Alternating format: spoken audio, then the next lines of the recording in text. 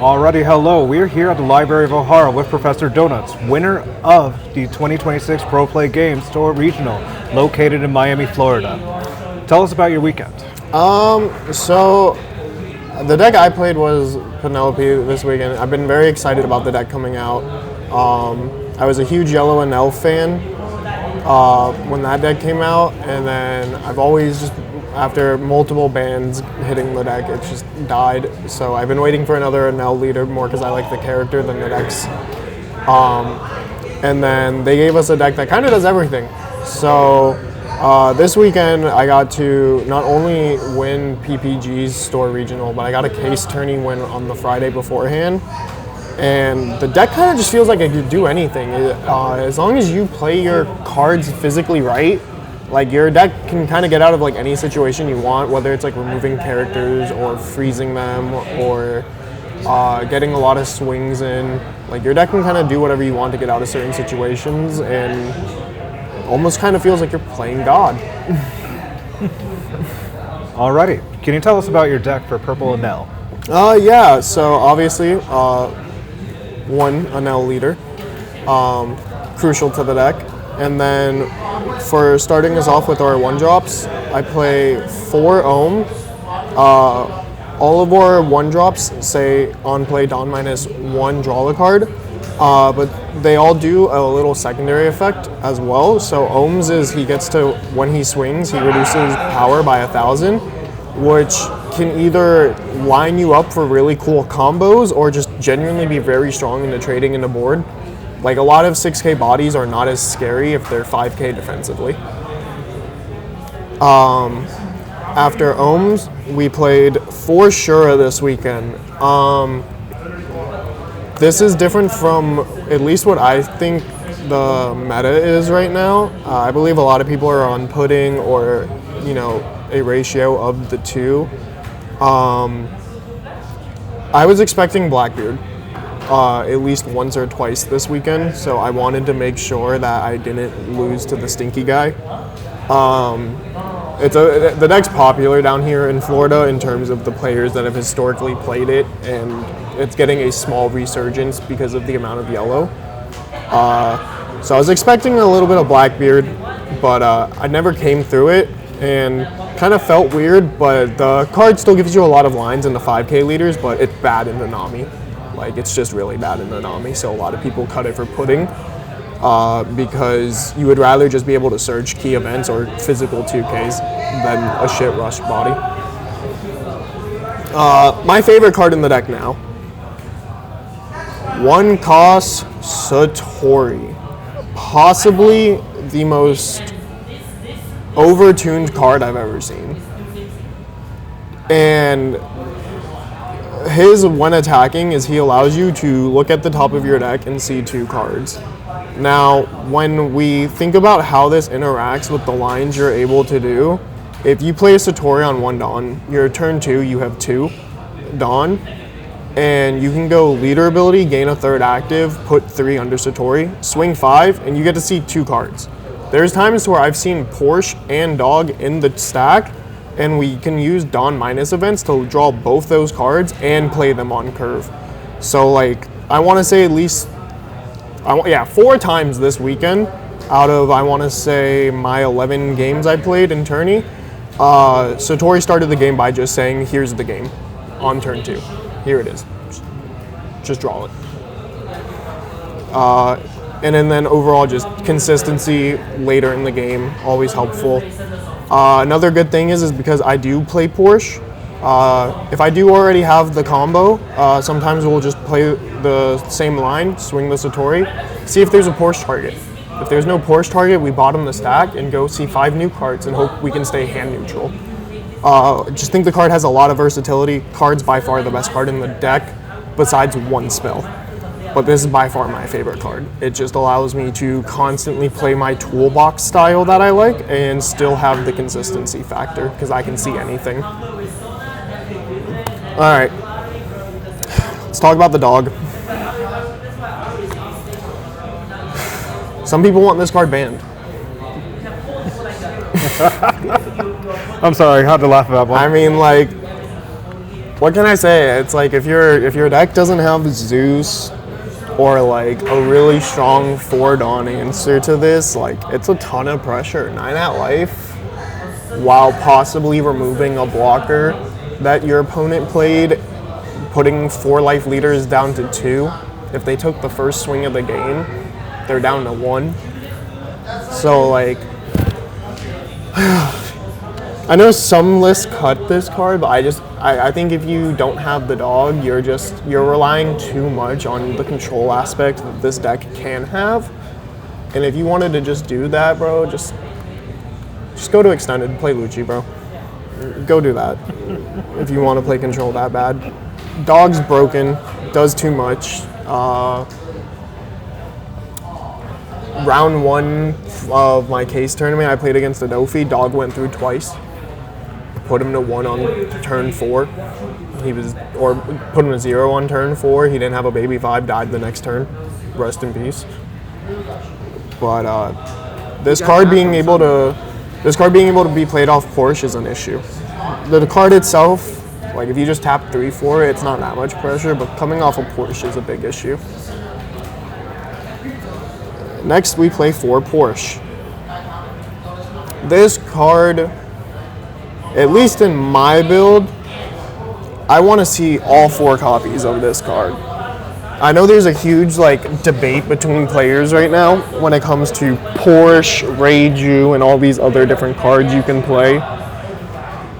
But what you're allowed to do with this card and then next to this card is absurd. Not only do you have the option of turn 2, play 2 bodies, one of them being dog, applying a lot of pressure, and you still get to swing 6-6 with, or you still get to swing 5-5 with leader and a character. But the main reason why I love this card so much is it's sure, we can go Porche dog in the early game and then we play Enel, but it's the turns afterwards, later in the game, to where I like to combo Porche with other bodies. So any 4 cost that you play will leave you with 2 active Dawn, and then you can leader ability if you have one in the piggy bank, which will give you a 3rd active. So you can go Frankie, Dawn -2, have 2 active, 1 in the 2 in the piggy bank, leader ability, swing 5 with a character, and then have 3 active to play Porche into dog. And then if this is the board state, and we already played a Porche the turn beforehand, and they answered dog, them answering dog was meaningless now, because who cares? There's now 4 bodies on the board still, and I can just ask you for 5 cards a turn, and one of them is going to be asking for a double attack. So I just think Porche provides way too much pressure in what she allows you to do with your other cards.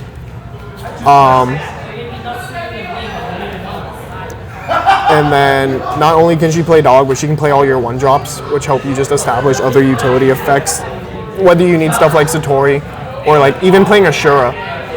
One game, I was playing into an Emu in my last round, and in the mid game, I didn't develop a single Enel that game, but one of the main ways I was keeping pressure into him was I would just be dawning up my 2K bodies with 3 Dawn, swinging 5 with another character, 5 with leader, and then playing a Porche into a Shura plus leader ability. So the Shura can now swing a 6 as well, or a 7 with another active. So I'm still able to develop 2 bodies that turn into them while asking them for their whole hand. Because that leader only has 4 life, and they have to hit 10. If they don't hit 10, they don't stabilize into you ever. So just kill them before 10. You don't need an L to do it, you just need bodies. Emu will just die to 5-5-5-5-5. Preferably 6, but you'll get there. Next body. Probably the card that just makes it overtuned. A lot of early iterations of the Enel deck struggled with turning their Enels. Lucy would obliterate an Enel if you turned it, made the matchup a little annoying. You could just always just hit them with standard curves and just tempo them out, but they could stabilize and it can get problematic. And other decks that have power reduction or freezing, you wouldn't want to what's it called, rest your board as often. And then the other thing is not only does it let you draw your cards, but it protects dog. This protects dog from 8. That's the main thing, is like you can really just take some games away off of a Porche dog and then just like play Frankie twice in a row and just let dog do the work. Just don't let the dog die and use your spells to control the board. Because 10 ally from the dog 3 turns in a row will kill most decks. It's an unfortunate reality. Thankfully, I didn't remove it. The other thing is he also lets you have 2 Dawn, going back into the Porche thing, but he also lets you play Gamma Knife next to him. And that's what truly makes this card broken, is you're allowed to establish a blocker while also effectively completely destroying their board. Whether it's Gamma Knife Elf Thor to hit Robin, Mihawk, or using that plus a Kitten or an Ohm to hit 9k bodies. You could also just Gamma Knife Kitten a rested 12k and then just freeze it. And now the card stays rested, so you don't even have to trade into the card. But like the main thing is like Gamma Knife allows you to establish a body while getting rid of a body. That's what like makes it so strong, because like Departure was a great card in the early iterations of our list, but it's half your turn. You know, like you have to tap your Dawn once. You get it back and everything through leader ability, but like you still have to tap it and you're not establishing.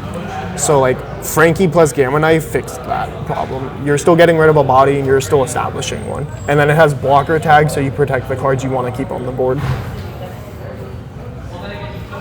All right, let's talk about Gecko Moria. My bad, Senior Pink.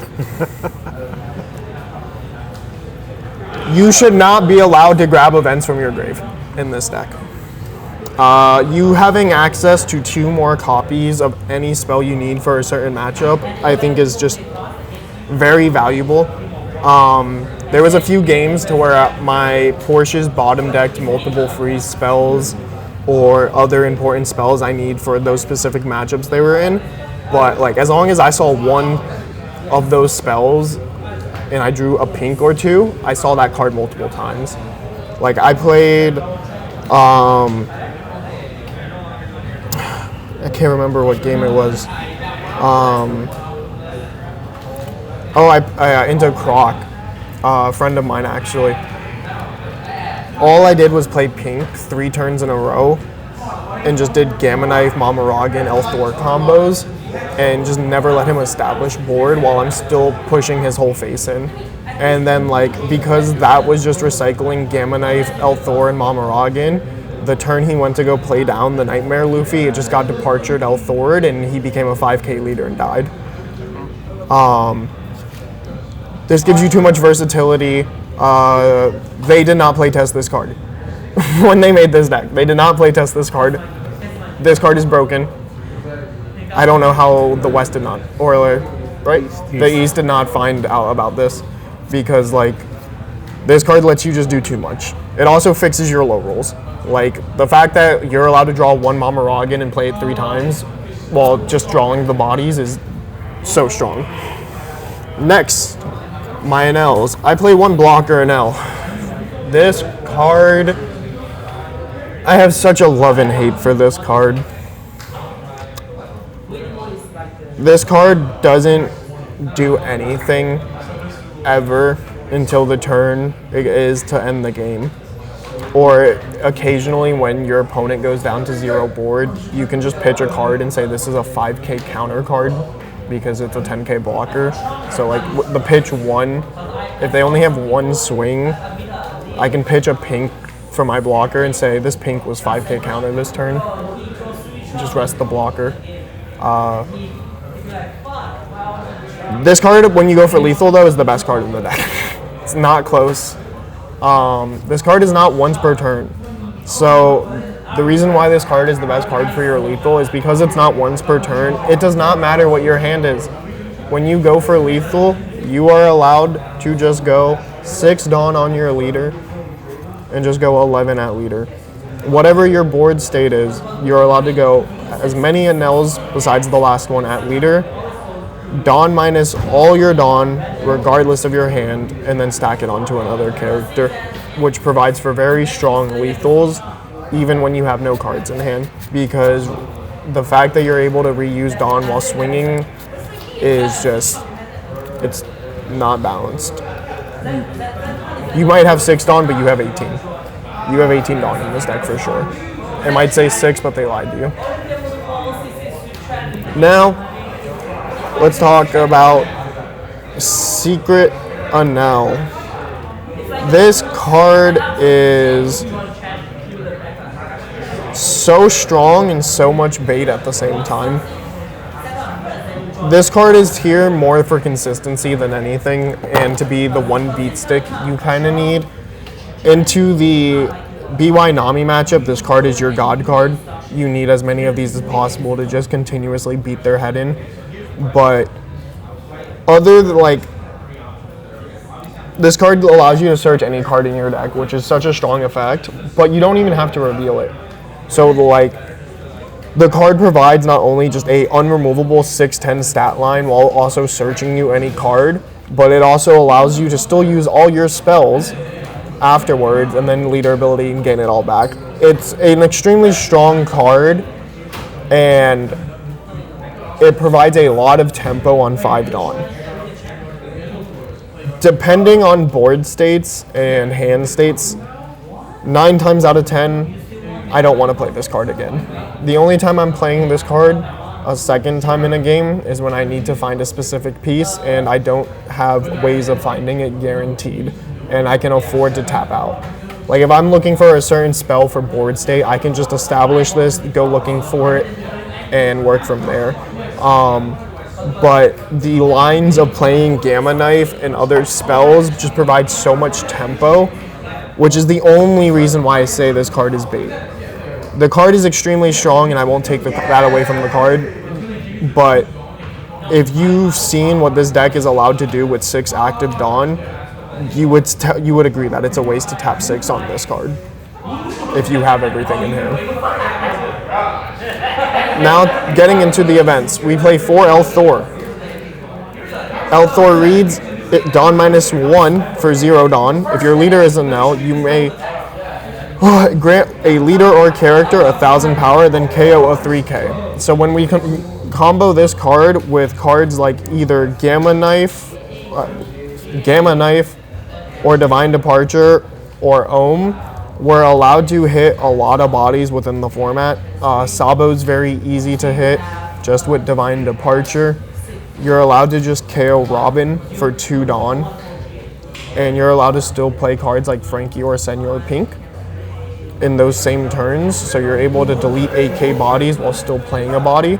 And 6k bodies and 5k bodies are very strong in your deck because when you attach your leader to them, they can swing 9.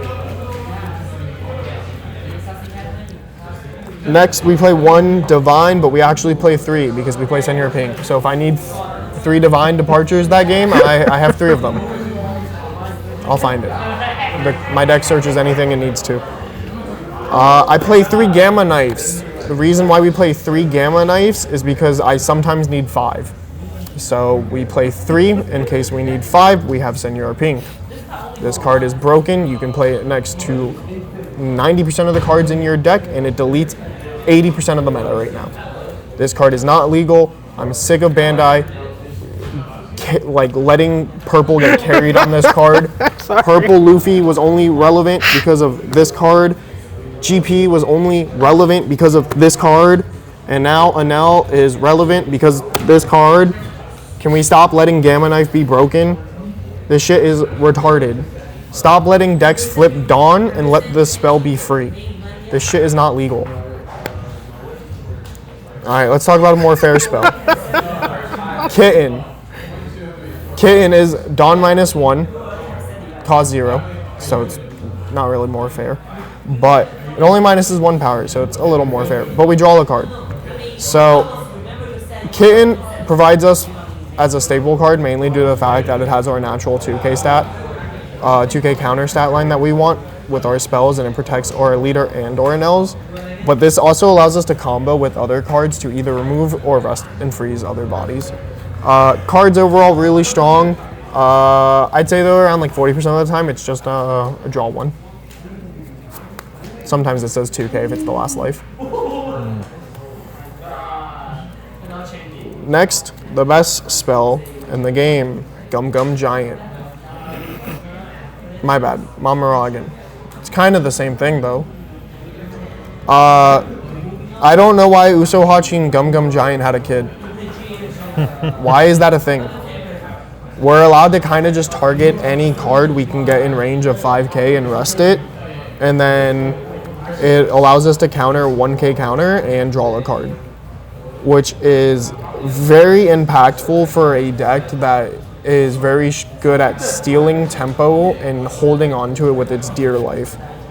The strongest play that this deck has in its early game while playing bodies is when your opponent plays a 4-6 or a 5-6, you answer by playing your board, and then you go kitten to minus the 6K to 5, you rest it, and then you freeze it.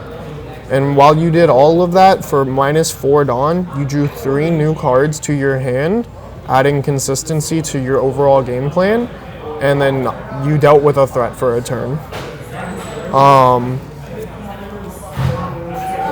This is the card that should get banned if this deck gets hit. It's 100% this card. It adds too much survivability, and it adds a layer of unpredictability in terms of going for game. Because like at least when you go for game into like a purple Straw Hat deck, yo, they ain't got no Dawn, they ain't got no Dawn. That shit ain't working. But like you kind of just gotta look at an Enel and be like, is that 8 1Ks in hand? Or is that like straight Mamaragans and 2Ks? Like, it's very hard to read in Enel's hand due to the fact that like unless they play a Pudding or a Porche, they're not revealing a single card to you. And like the way the deck is so aggressive, like you can never really grasp how much counter they have because they're gonna take the first 3 life anyways. Like it's just free. Like unless they're getting out tempoed, they're never defending their first 3 life. Hell, sometimes I don't even defend the 4th one. Last card for the list though is Carrot for 0 Dawn. And she draws me a card this time. It's also called Lightning Dragon Kitten. And this card is overtuned. They tried to balance it and say this one doesn't have counter and the other ones do, so this one's balanced, but this one says freeze a 6K. Now if it said freeze a base 6, that's fine, but unfortunately Gamma Knife is a card. So I can freeze La Beppo for 2 Dawn.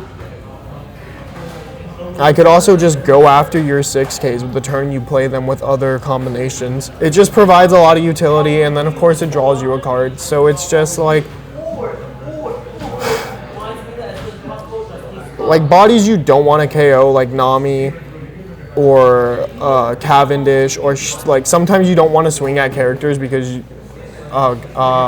don't want to like lose tempo. Because sometimes swinging at board allows your opponent to have a breathing space. But like overall, like this card just provides so much value with your other cards. I don't have much more to say on this deck except just like the spells really just make this deck what it is. The bodies are strong, but it's like the first week of this deck, we were all playing it like an aggro deck, and now we discovered how to play it like Lucci. And now it's kind of an issue because I'm just able to control every board you put in front of me and for some reason still swing insane numbers at you. All right, so follow-up question. How do you feel about the debate between Porche versus Reiju? So like, I tried Reiju, and my view on her as a card within the format is like, if you need training wheels, she's not a bad card. Because like, her being a 9 cost is really relevant into like the green decks and everything.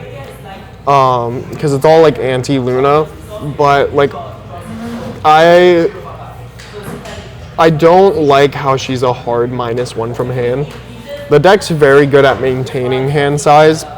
The only times you really lose hand size is the turns you whiff a Porche, you play a 6-cost Enel, or you play a dog. Every other card in your deck replaces itself, so I don't want another card to not replace itself because the mirror can get very starve heavy, and you can sometimes just take too much pressure in a game, but like you don't draw a lot. Like there's games to where you'll play a Porche into a dog, but you don't find anything off Porche, and now you're down to like 4 or 5 in hand, and you can get starved out. And a lot of decks have better late game than you, but like if you don't let them ever stabilize, then their late game doesn't matter. All right, very, very nice. So can you share us your matchups, or like how do you feel? Yeah, I have it over on my phone. Oh, fantastic. So for PPG, the tournament, my round 1 was, let me see. Yeah, it was Gecko Moria. Ouch. And the way I've always seen that matchup is like, I am the danger. This deck has a lot of potential to be annoying and like frustrating because of 6-cost Perona hitting my whole deck. And I refuse to play the handicap cards like Vari and Reiju, which get me out of that range of these cards. But I opened Porche Dog, he saw 1 Perona, and 1 Perona is not enough. You need to see multiple in that matchup to feel safe. Put him down to 2 very early, and he was just constantly on the back end. Round 2 was Red Yellow Bonnie. Unironically, my hardest game the whole weekend probably.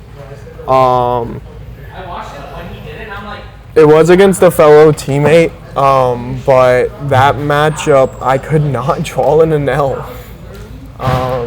I don't know what he did to my deck, but he took the Enels out of them, I swear. I was playing mid-range, and he's just dropping boss monsters. And I'm like, man, you're a 9K leader. I'm just going to play a blocker, attempt to control board, pass, wait till I draw my beat sticks, hopefully get there. And then I got lucky that my Frankies started chaining well. I got lucky with a few draws. Senior Pink was really helpful with reusing Gamma Knives. I think I played 5 Gammas that game. I don't like 7-cost Zoro. That card can't stick on the board. He's allowed to start swinging into my Enels if I drop them. So that Zoro card had to leave. Round 3 afterwards was, let me see, was Croc. Again, talked about that game a little bit earlier. I always liked to try to take first in that matchup. Unfortunately, lost dice roll into him. But the main game plan with that deck is just don't let them establish their board. Their best line into me is Bon Clay into Mr. 1, going after the dog. Bless you. So I had double Mamaragan to defend the dog. Absolutely farmed him. I've never seen an angrier face. I mean, I would be pretty mad too, bro. Double Mamaragan defending dog that early is so game-breaking because it's like, that's the turn he's either killing the dog or getting 2 cards out of my hand, you know? But like for him to do that and then get nothing out of my hand, I keep full hand size. Next turn, I play my Enel, freeze his character, swing a big number, double attack, put him down to like 2. And then his next turn, he goes to 7 Dawn, plays Robin, tries to kill the dog again. I said no because I drew a physical 2K off of Frankie. And my next turn, I mean not Frankie, off of the Enel. My next turn, I play Frankie, and I go Gamma Knife El Thor to pop the Robin, and then I freeze both his Mr. 1s again, and then he goes to play Nightmare Luffy, and I just go Divine Departure, Elthor, GG's. Round 4, I was blessed by Rank Sim. If I did not randomly stay up till 4 a.m. on Rank Sim, I would have lost to a green Jinbei. There is a green Jinbei list going around right now that does very well into Enel. The deck has a few spells that interact with key cards. They have a counter event that also rests with 3. They can restand their blockers with another one. They also have a blocker that can play 6-cost Brook on KO, which means they can not only block one of your swings, but rest another one, and then kill you the next turn with the restand. Luckily for me, the guy that was playing Jinbei was the guy I faced on Rank Sim and sauced me up. So I knew his 50, and I was talking to him throughout the tourney beforehand, and when he sat down across from me, he was kind of just like, man, you're the only one here who knows what my deck's does right now. And I drew really well into him. I had an Ohm opener into Dog, which allowed me to kill his Arlong before he could keep my leader or anything relevant rested. So his Arlong died, my Ohm and my Dawn stayed rested. I Dawn minus the rested Dawn, bring it back as active, negate that. He plays, he misses his Jinbei on 6, plays a Brook. I answer the Brook with a Gamma Knife Elthor. Next turn he plays 6-cost Jinbei, swings into my board a bit, and then he goes for the 7 Jinbei play. On Sim, I lost to this line because I Divine Departure Elthor the Jinbei and then got brooked. This time though, we were holding 2 cards in hand. And those 2 cards were Gamma Knife Mamaragan. We're gonna rest the blocker this time. We're not gonna KO it. And I ended up closing out that game pretty easily. Round 5 was BY Nami. The hard matchup for my deck. But I believe that with the control elements that this list has, the fact that I'm allowed to play a blocker, go Gamma Knife, Elthor, removing your Robin, and then use a freeze spell to freeze the rested Nami, and then I'm still allowed to swing at you for a 5 with my leader. I can go 9 with a Porche with my leader ability. If I have a Senior Pink on the board or another 5k plus Elthor, I'm allowed to go 7 with them and then 10 with my Enels. So I've started to get very good swing sequences into the deck while also controlling board.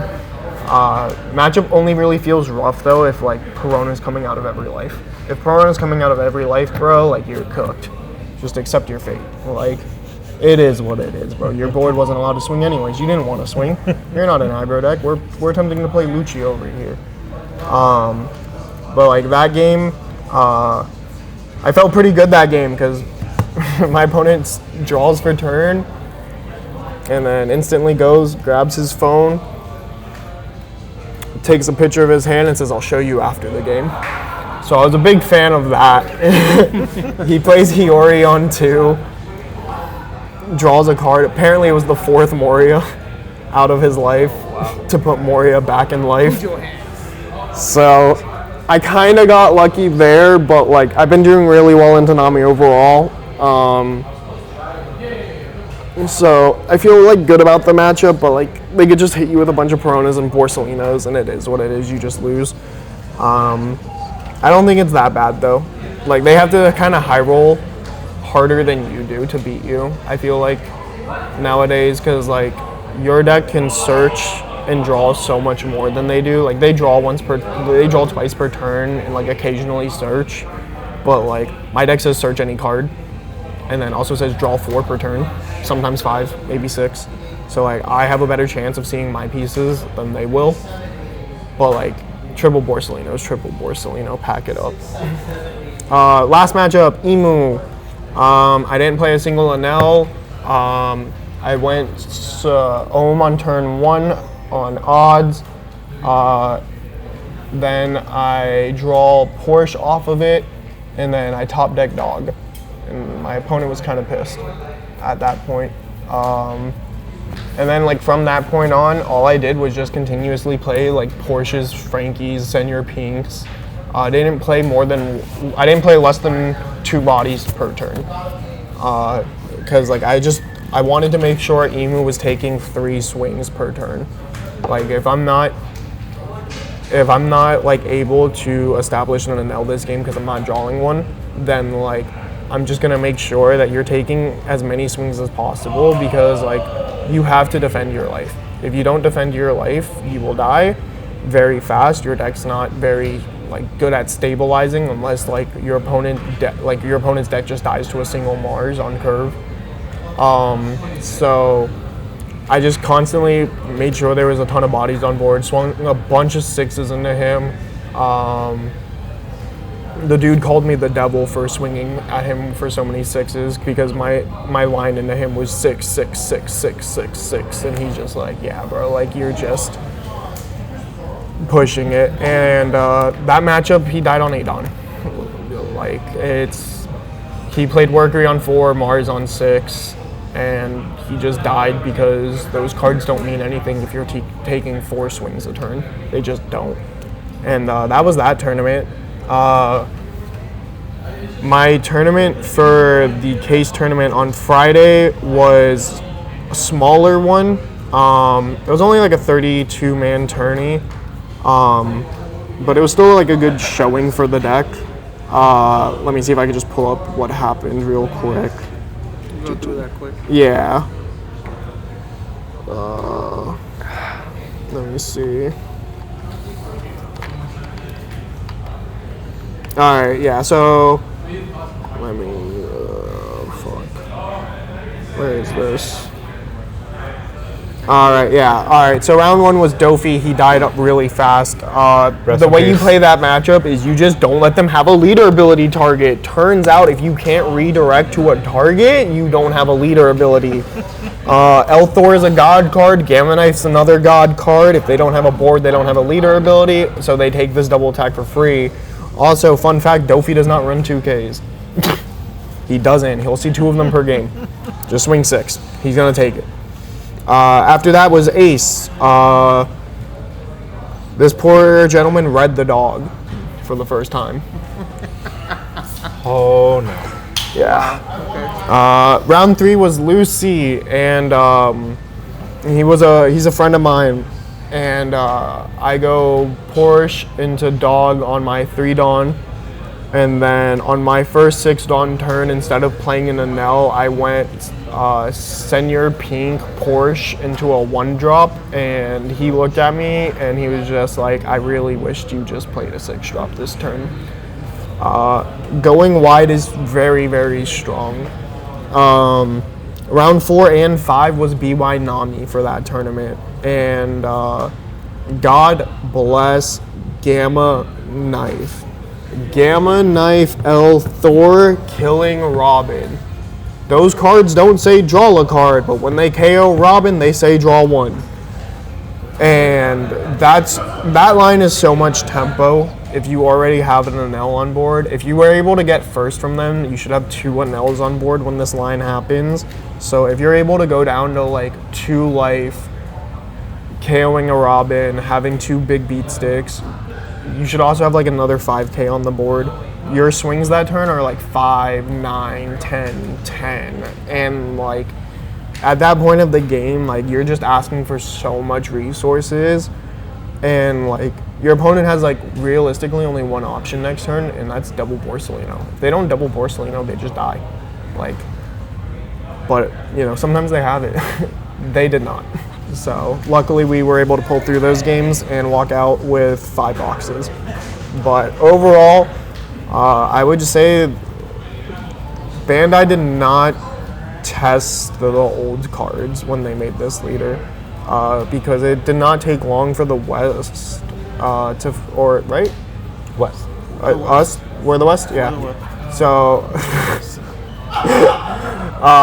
it took us like a week and a half to figure out how to play the deck like Lucci. Like, what's it called? Zoru's team did really well in Red Bull. they played Reiju in their list, which I think provides a lot of value in that tournament because there's more 7K swings with the Red Bull Dawn.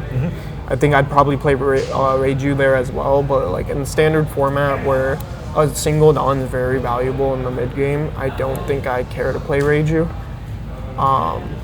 But turns out Gamma Knife is broken. All right, so I have one question. If there's one piece of advice you can leave with other players, what would it be?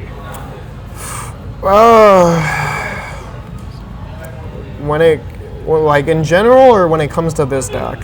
In general. In general, the best advice I could give to players when it comes to this game is realistically just focus on the deck you want to play. Like, I'm lucky that the deck I wanted to play happens to be the BDIF of this format, but like, I believe that this game rewards studying, just to a heavily degree. Multiple formats to where I've played either tier 2 decks or just straight up like off meta decks, and I've done decently well with them simply just because like this game has a lot of tech in it. Like, if you know what you're gonna be running into and you can prepare for it, and you know, like, not every matchup is as bad as the sim stats say. It's just not. Like, there's players better than you making that matchup worse, and there's players worse than you making that statistic worse. Like, I don't really believe in sim stats. I believe in how much do you really love your deck. You know, I think a lot of times that this deck rewarded me this weekend for really believing in it. There's a lot of times in this deck to where I just used certain spells without having the other combo pieces. Because I'm like, I've played an Enel this game, I've played 2 Porches, I've played X amount of draw cards, I've seen like 27 cards, I haven't seen these pieces, chances are they're coming up. Put the heart in the cards. But like, it's really just put time into a singular deck. It rewards it. This game's getting to a point where jungle meta is to where like you could play on the best deck, but if the bracket goddess hates you, like, you're not winning on an L if you go into 10 rounds of BY nominal. All right. You know what I mean? Yeah. Like, you can definitely out-tempo the deck and do stuff, but like, the deck will sack you. Right? And like, there'll be times to where your deck fails and other times like that. But it's like, I feel like this game just heavily rewards studying. Like, the more I've studied and played the game, I felt more rewarded every time. Yeah. Alrighty. Thank you so much for your time, Professor Donuts. This is the Library of O'Hara signing off. We'll see you in our next video. Have a good one.